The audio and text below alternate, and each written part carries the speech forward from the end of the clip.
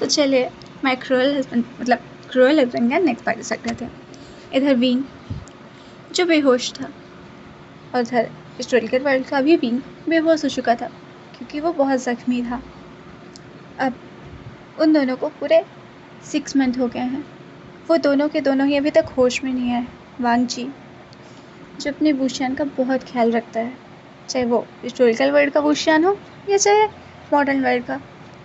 But modern world के वांग जी के पास एक प्रॉब्लम है क्योंकि उसे पता है अब जब वुशियान होश में आएगा तो शायद वुशियान के पास उसकी नई मेमोरीज होंगी, वो शायद उसे भूल जाएगा। वांग जी सिर्फ जितना टाइम विंग के साथ बिता सकता है उतना ही ज़्यादा से ज़्यादा वो विंग के पास रहने की कोशिश करता है। उसे पूरा यकीन है विंग अब उसे अपनाएगा नहीं। और वहीं चेंग शियाओ जब से उसे पता चला है कि विंग वांग जी के साथ गया था और उसके बाद उसकी इतनी बुरी हालत हुई है, वो तब से सबको वांग जी के खिलाफ करने की कोशिश कर रही है, चाहे वो मैडम यू हो, जियांग चेंग हो। सभी को बस यही बात बोल रही है कि वांग जी विंग के लिए लकी नहीं है। पिछली बार भी जब वांग जी उस ऑफिस मीटिंग में आया था तभी विंग का एक्सीडेंट हुआ था, बट उस बार तो विंग को 1 मंथ के अंदर होश भी आ गया था। पर अभी तो विंग को पूरे 6 महीने होने वाले हैं पर विंग को अब तक होश नहीं आया है। वांग जी को अब विंग के पास नहीं रहना चाहिए और शायद कहीं ना कहीं इतने 6 महीनों से चेंग शियाओ की मेहनत अब सक्सेस होने लगी थी क्योंकि सब वांग जी को अब विंग से दूर रहने के लिए कहने लगे थे। मैडम यू ये करना तो नहीं चाहती थी पर उन्हें भी कहीं ना कहीं चेंग शियाओ की बातों में अब यकीन आने लगा था। उन्हें भी लगने लगा था कि शायद वांग जी ही है जिसकी वजह से विंग मुसीबत में फंसता है। वांग जी विंग के लिए अनलकी है, इसलिए मैडम यू जब खुद हॉस्पिटल में थी वो वांग जी के पास जाती हैं और कहती हैं, वांग जी मुझे लगता है अब तुम्हें विंग के पास नहीं आना चाहिए। वैसे भी जब उसे होश आएगा तो वो तुम्हें तो याद ही नहीं रखेगा, तुम तो जानते हो ना। तो प्लीज़ अब तुम यहाँ मत आओ, क्या पता तुम्हारे यहाँ ना आने से उसे होश आ जाए। मुझे लगता है तुम उसके लिए बहुत अनलकी हो। मैडम यू इतना ही कहती हैं। वांग जी जो समझ जाता है मैडम यू नहीं चाहती कि वांग जी यहाँ रहे, वांग जी कुछ नहीं बोलता और चुपचाप अपना बैग वहाँ से उठाता है और विंग की ओर एक बार देखकर वहाँ से चला जाता है। इधर मॉडर्न हिस्टोरिकल वर्ल्ड में विंग जो धीरे धीरे अपनी आंखें खोल रहा था, वो पूरे 6 महीने से बेहोश था। जब वो धीरे धीरे अपनी आंखें खोलता है तो देखता है लान वांग जी जस्ट उसके बगल में ही बैठे हुए हैं। किंग को अपने पास देखकर विंग एक पल के लिए शॉक होता है, पर जैसे ही वो अपने हिस्टोरिकल ड्रेस और आसपास की चीज़ों को देखता है तो वो समझ जाता है कि वो अपने वर्ल्ड में वापस है। इसलिए वो झटके से उठकर किंग को गले लगाता है, पर इसकी वजह से उसके बॉन्डेज जो थोड़े हल्के खुल जाते हैं और उसके मुँह से दर्द की आवाज़ निकलती है। तभी वांग जी विंग को पकड़ता है और कहता है, विंग आराम से, तुम ये क्या कर रहे हो। वांग जी के गले ही लगा रहता है और कहता है, लंजा तुम्हें पता है मैं कितना डरा था जब मुझे लगा मैं तुम्हें कभी नहीं देख पाऊँगा। लंजा एक पल के लिए तो लगा मैं तुम्हें खो दूँगा, पर फिर विंग जो बताने वाला था कि वो मॉडर्न वर्ल्ड में था, फिर वो चुप हो गया। वांग जी उसकी ओर देखते हुए कहता है, फिर विंग कहता है, कुछ नहीं, बस मुझे तुम्हारी स्माइल अच्छी लगती थी। वांग जी जो एकदम स्माइल करता है कहता है, विंग मेरी स्माइल तो हमेशा से तुम्हारे लिए ही थी ना, पर तुमने ऐसा क्यों किया। तुमने मुझे क्यों नहीं बताया कि तुम एलियन पैट्रियार्क हो, और ये सब क्या हरकत थी तुम्हारी। अगर तुम्हें कुछ हो जाता तो मेरा क्या होता। विंग जिसे अपनी याददाश्त के साथ साथ ये भी सब कुछ याद आ चुका था कि उसकी बॉडी पर रहने वाले विंग ने क्या हाल किया था यहाँ सबका। विंग स्माइल करता है और वांग जी की देख कर बोलता है, लंजा हमें किसी भी तरह उन विंस से छुटकारा तो चाहिए था ना। तुम उनके खिलाफ नहीं जा सकते थे क्योंकि तुम्हारी सारी वीकनेस उन्हें पता थी, पर मैं अगर यहाँ से चला गया तो देखा ना मैंने कितने अच्छे से सब कुछ किया। वांग जी उसकी ओर देखता है कहता है, बिल्कुल नहीं, तुमने बहुत अच्छे से क्या किया। तुमने जो किया उसमें तुम्हारी जान को कितना खतरा था, और तुमने मुझे एक बार भी नहीं बताया कि यह सब क्या था। अगर मुझे पता होता कि तुम ये सब करने वाले हो तो मैं तुम्हें यहाँ से कभी जाने ही नहीं देता। विंग स्माइल करता है और कहता है, तो किंग मुझ पर गुस्सा है। जी उसकी ओर टेढ़ी आई से देखता है और कहता है, गुस्सा हूँ? तो मुझे कभी खुद पर गुस्सा होने देते हो। वीन एक बड़ी सी स्माइल लेता है और वांग जी के दोनों चिक्स को अपने हाथों में लेकर कहता है, लंजा, मैं तुमसे सच में बहुत प्यार करता हूँ और उस दिन से करता हूँ जब तुम हमारे वे सेक्ट पर आए थे। पर तुमने जिस तरह से मुझे अपने साथ चलने को कहा वो अजीब था। पर उसके बाद तो हमारे बीच सब कुछ ठीक था ना। फिर उस रात तुमने ऐसा रिएक्ट क्यों किया था? वांग जी जो वीन की बात समझ चुका था और कहता, वीन, मैंने उस रात ऐसा रिएक्ट नहीं किया था। मैं बस तुम्हें प्रोटेक्ट करना चाहता था और तुम सेट से बाहर जाना चाहते थे। और फिर तुमने क्या किया? तुमने सुसाइड करने के बारे में सोचा। तुम्हें पता है मैं उस दिन कितना डरा था? उस दिन मुझे इतना गुस्सा आया, इसीलिए मैंने तुम पर हाथ उठाया था। और फिर मुझे लगा कि तुम मुझे इसीलिए छोड़कर चले गए क्योंकि मैंने तुम पर हाथ उठाया। वीन स्माइल करता है और उसे याद आता है कि उसकी यहाँ से जाने के बाद जो सारे बॉडी पे था उस पर वांग जी ने हाथ उठाया। पर वीन तभी थोड़ा सा सैड हो जाता है क्योंकि उसे लगता है अगर वांग जी ने उस पर हाथ उठाया था तो कहीं वो उस मॉडर्न वर्ल्ड का वीन हुआ और उस पर हाथ उठाया था वांग जी ने, तो वो कहीं उस वर्ल्ड के वांग जी के साथ कुछ बुरा बिहेव ना करे। फिर वो अपने माइंड को शेक करता है और कहता है, लंजा, मैंने ये सब इसलिए किया क्योंकि मैं तुम्हारे साथ हमेशा से रहना चाहता था। तभी वांग जी कहता है, मुझे पता है। फिर वीन कहता है, ओह वेंचिंग। तभी वांग जी कहता है, वो सब ठीक है। वीन और वांग जी आपस में बात कर ही रहे थे, तभी वहाँ पर एक छोटा सा बच्चा आता है, कहता है, मम्मा आप ठीक है? वीन जो युवान के मुँह से अपने लिए मम्मा पहली बार सुन रहा था। भले ही युवान ने ये वर्ड वुशियान को बहुत बार बोले हैं इन पिछले 1 साल में, पर वो वीन तो नहीं था ना। वीन अपने बच्चे को तुरंत अपने बाजू लाता है और उसे गले लगाकर उसे पूरे चिक्स पर किस करने लगता है। वांग जी देख सकता था वीन के अंदर के इमोशंस को और वो समझ चुका था कि भले ही 1 साल के अंदर उसका वीन कितना भी बदला हो, पर उसके इमोशंस नहीं बदले। उसे जो ये लगने लगा था उसका वीन कितना हार्टलेस हो गया है, किसी पर कोई मर्जी नहीं करता। पर वो इस वक्त अपने वीन को देखकर समझ चुका था उसका वीन फिर से पहले जैसा हो गया है। वांग जी बहुत खुश था। वीन युवान के चिक्स को पकड़ता है, अपने हाथों से पिंच करता भी कहता है, युवान एक बार फिर से बोलो, मुझे मम्मा बोलो। युवान जो बार बार वीन को मम्मा बोल रहा था और वीन जो बार बार युवान के फोरहेड पर और उसके चिक्स पर किस किया जा रहा था। तभी वांग जी युवान से जेलस फील करते हुए वीन की ओर देखकर कहता है, वीन तुम्हारा सारा प्यार सिर्फ युवान के लिए है, मेरे लिए नहीं। वीन एनॉय होते हुए वांग जी से कहता है, वांग जी तुम हमारे मदर और सन के बीच में नहीं आ सकते। तुम यहाँ से जाओ अभी। वांग जी उसकी ओर देखता कहता है, वीन ये क्या था? वीन कहता है, लंजा मुझे पता है तुम मुझे प्रोवोक करोगे फिर, इसलिए अभी जाओ, मैं सिर्फ युवान के पास रहना चाहता हूँ। वांग जी युवान को अपनी गोद में उठाता है और कहता है, बिल्कुल नहीं, तुम रेस्ट करो, मैं युवान को भी तुम्हें नहीं दूंगा। तुम मुझसे बहुत प्यार कर रहे हो पर मुझे नहीं, मुझे जेलसी हो रही है। वीन स्माइल करता है और वांग जी को अपने ओर खींचता है और फिर वांग जी के फोरहेड पर भी किस करता है, कहता है, अब ठीक है। वांग जी नोट करता है क्योंकि वो तो बस शरारत कर रहा था। वीन जब वांग जी के फोरहेड पर किस कर रहा और ब्लश कर रहा था, तभी वो देखता है कि पीछे से कुछ लोगों की मतलब करने की आवाज़ आ रही। वीन उधर देखता है तो वो और भी ब्लश करने लगता है क्योंकि वहाँ पर मैडम यू, जंगशा यहाँ खड़े हुए थे।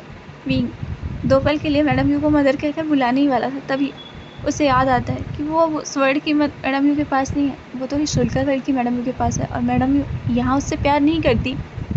वीन सैड हो जाता है ना, फेस नीचे रहता है। तभी मैडम वीन के पास आती है और कहती है, तुम शैतान बच्चे, तुम पर कितनी भी शक्ति दिखा लो, तुम ऐसी शैतानियाँ करना बंद नहीं कर सकते ना। मैंने तुम्हें सबसे छुपा कर रखा, तुम्हें किंग के पास भेज दिया ताकि तुम सेफ रहो, पर तुम आखिरकार यहाँ से भाग निकले। और फिर वो चेंग का कान खींचते हुए कहती, और इसने तुम्हारी मदद की। वीन कहता, मैडम यू। मैडम कहती, क्या मैडम यू? अगर मुझे पता नहीं चलता, सिंचन मुझे कुछ बताता नहीं तो। तभी सब कुछ सिंचन की याद आती है कि सिंचन कहाँ है। वीन जो मैडम से पूछता है, सिंचन कहाँ है? मैडम यू कहती हैं, वीन वो इस वक्त सॉन्गलैंड की केप के पास है, तुम तो जानते हो ना। वीन अपना सर झुका लेता है और वो बहुत सैड हो जाता है। तभी मैडम यू विंग के फेस को अपने हाथ से ऊपर उठाते हुए बोलती, विंग इस वक्त सिर्फ तुम हो जो सिंचन से संभाल सकते हो। उसे बोलो वो टूटे नहीं, उसे संभालना ज़रूरी है, वो बहुत बिखरा हुआ है।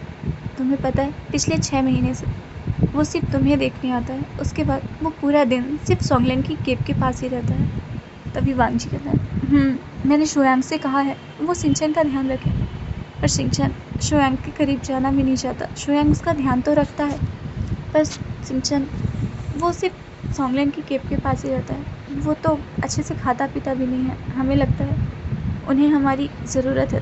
तुम्हें क्या लगता है? वीन उसकी ओर देखता है, नोट करता है, कहता है, मैं अभी बात करना चाहता हूँ। तभी वांगजी उसे पकड़ बोलता है, नहीं वीन, तुम अभी लेटे रहो। तुम्हारे मन अभी भी अच्छे से हील नहीं हुए हैं, तुम अभी भी बहुत कमज़ोर हो। वैसे भी हीलर का तुम्हें देखने आने का वक्त हो ही रहा होगा, तो तुम हीलर के कुछ बोलने के बाद ही यहाँ से निकलना। विंग नोट करता है। कुछ टाइम बाद हीलर आते हैं जो विंग को चेक करते हैं और बताते हैं कि हाँ अब सब ठीक है। विंग थोड़ी बहुत हरकतें तो कर सकता है, पर वो उनकी बॉडी पिछले 6 महीने से एक बेड रेस्ट पर रही, इसलिए वो अभी ज़्यादा अच्छे से मूविंग ना करें। हो सकता है उनके हाथ पैर अभी अच्छे से मूव ही ना कर पाएँ, पर धीरे धीरे सब ठीक हो जाएगा। वो बस बॉडी की वीकनेस है, ऐसा कहकर हीलर्स जो कुछ दवाइयाँ देकर वहाँ से चले जाते हैं।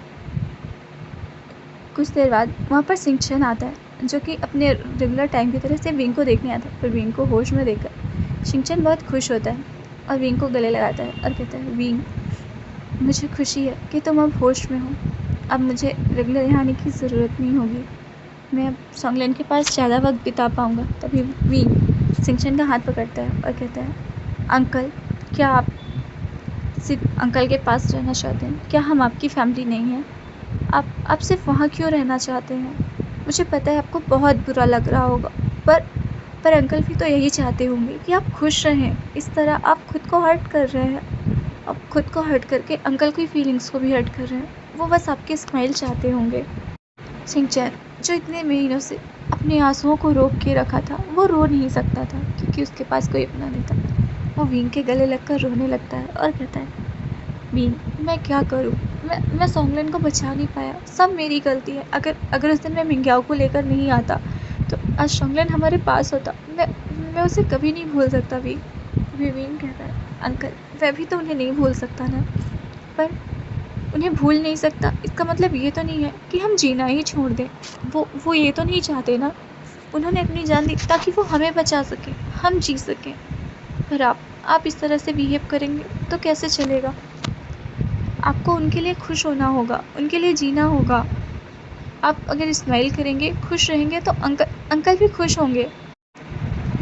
तभी शिंचन कहता है, विंग, कहना बहुत आसान है पर करना बहुत मुश्किल।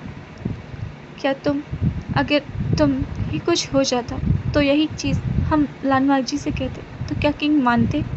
वो भी तुम्हारे लिए ऐसे ही होते। तुम्हें पता है पिछले 6 महीने से किंग सिर्फ मॉर्निंग कोर्स पर जाते हैं, उसके बाद वो पूरा टाइम सिर्फ तुम्हारे पास रहते हैं। जब किंग तुम्हारे बीमार होने पर तुम्हारे लिए इतने प्रोटेक्टिव हो रहे हैं, तो मेरे पार्टनर ने तो मेरा साथ छोड़ा है। विंग, मैं कैसे उसके साथ छोड़ दूँ?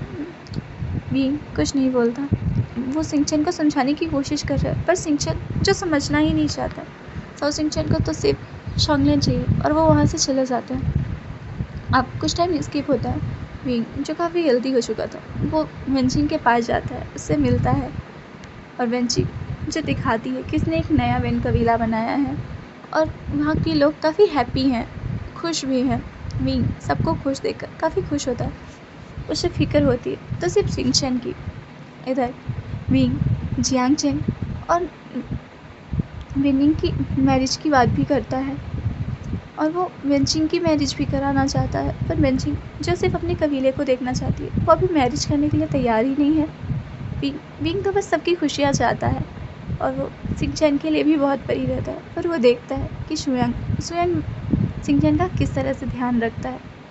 सिंचन के मना करने के बाद शुयांग सिर्फ सिंचन के पीछे पीछे जाता है, उसे प्रोटेक्ट करता है, उसके खाने का ध्यान रखता है, उसे कब खाना है, कब सोना है, इन सब चीज़ों को शुयांग बहुत अच्छे से ध्यान रख रहा था और विंग ये सब नोटिस कर रहा था। और वो वांगजी से बात करता है कि वो चाहता है कि किंग फरमान जारी करें कि सिंचन और शुयांग एक दूसरे से मैरिज करें और शुयांग सिंचन का ध्यान रखे। वांगजी शुयांग को थोड़ी कम ड्यूटीज़ दे, जिसकी वजह से शुयांग सिंचन के साथ ज़्यादा वक्त बिता सके। शायद शुयांग है जो सिंचन को वापस उसकी पुरानी ज़िंदगी जीने के लिए दे सकता है। वांग जी जो विंग की बातों को समझ रहा था वो बोलते ठीक है, मैं फरमान जारी कर दूंगा, पर तुम्हें लगता है तुम्हारे अंकल मेरे आदेश मानेंगे? विंग उसकी ओर देखता और कहता है ऐसा हो ही नहीं सकता। किंग कोई ऑर्डर करे और कोई उसे माने नहीं। किंग तो मुझे भी। तभी वांग जी उसके लिप्स पर हाथ रखता है और कहता है विंग तुम सबके बारे में सोच रहे हो, पर हमारा क्या हम मैरिज नहीं करेंगे? विंग उसकी ओर देखता है और कहता है मैरिज? हम तो फिर उसे याद आता है कि हाँ वो और वांग जी तो मैरिड ही नहीं है। वो तो यहाँ विंग ये सोचकर उसकी आंखों में आंसू आ जाते हैं। तभी वांग जी विंग के गले को अपने गले से लगा लेता है और कहता है विंग आई एम सॉरी, मैं तुम्हें। तभी विंग कहता है नहीं लंजा, इसमें तुम्हारी गलती नहीं है, उस वक्त सिचुएशन ही ऐसी थी, तुम चाहकर भी मुझसे मैरिज नहीं कर सकते थे। विंग की ये बातें सुनकर वांग जी स्माइल करता है, बोलता है तो विंग सबसे पहले हमें ही मैरिज करनी चाहिए ना?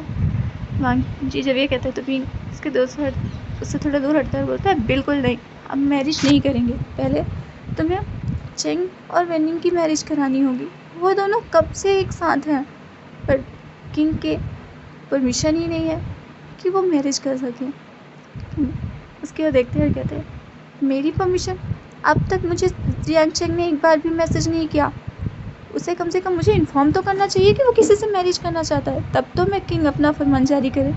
तुम सब सिर्फ किंग को बुरा बताते हो, पर किंग की रिस्पॉन्सिबिलिटी देखती है। मैं चाहता हूँ तुम किंग बनो और देखो फिर मैं भी बताता हूँ। तभी विंग स्माइल करता है और कहता है नहीं, मुझे किंग नहीं बनना, मुझे तो बस मेरे लंजा के साथ ही रहना है। वांग जी विंग की ओर देखता है और कहता है ये लो, देखा, मुझे पता था विंग तुम ऐसा ही करोगे, खुद तो किंग नहीं बनना चाहते पर मुझे किंग बनाना चाहते हो और मेरे साथ ऐसे ही बिहेव करते हो। विंग स्माइल करता है और कहता है लंजा मैं ऐसा नहीं कर रहा, तुम्हें ऐसा हमेशा क्यों लगता है? देखो तुम्हारा भूषण तुमसे कितना प्यार करता है। इतना करके वो वांग जी को किस करने लगता है। वांग जी जो विंग के किस में मेल्ट हो जाता है। विंग जब से किस करना छोड़ता है तो वांग जी कहता है भूषण तुम्हें बहुत अच्छे से पता है ना मुझे कैसे मनाना है?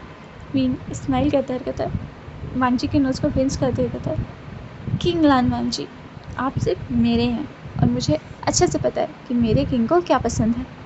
विंग ऐसा कहता है। तभी वांग जी विंग को ब्राइडल स्टाइल में उठा लेता है और कहता है अच्छा, तो मैं आज उसे ही खाना चाहूँगा जो मुझे पसंद है। विंग वांग जी ऐसा बिल्कुल नहीं है, मुझे नीचे उतारो, नीचे उतारो। वांग जी विंग को चिल्लाते हुए देखते उसके ऊपर साइलेंसिंग स्पेल लगाता है और कहता है बिल्कुल नहीं, आज तो बिल्कुल भी नहीं। और वांग जी जो विंग को लेकर चला जाता है। इधर हिस्टोरिकल वर्ल्ड में सब कुछ हैप्पी चल रहा था। विंग और वांग जी मैरिज करते हैं, साथ ही जियांग चेंग और वेनिंग की मैरिज होती है और वेनचिंग की भी मैरिज न्यूशान के साथ करा दी जाती है, जहाँ न्यूशान वेनचिंग के क्लैन यानी वेन क्लैन में जाकर ही रहने लगता है।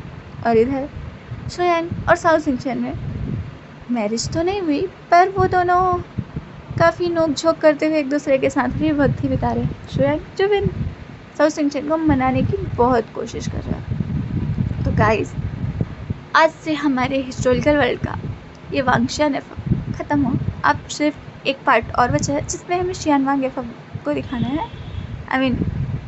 वहाँ भी तो वुशियान को होश आना चाहिए ना, तो नेक्स्ट पार्ट में सिर्फ वुशियान का ही सीन दिखेगा।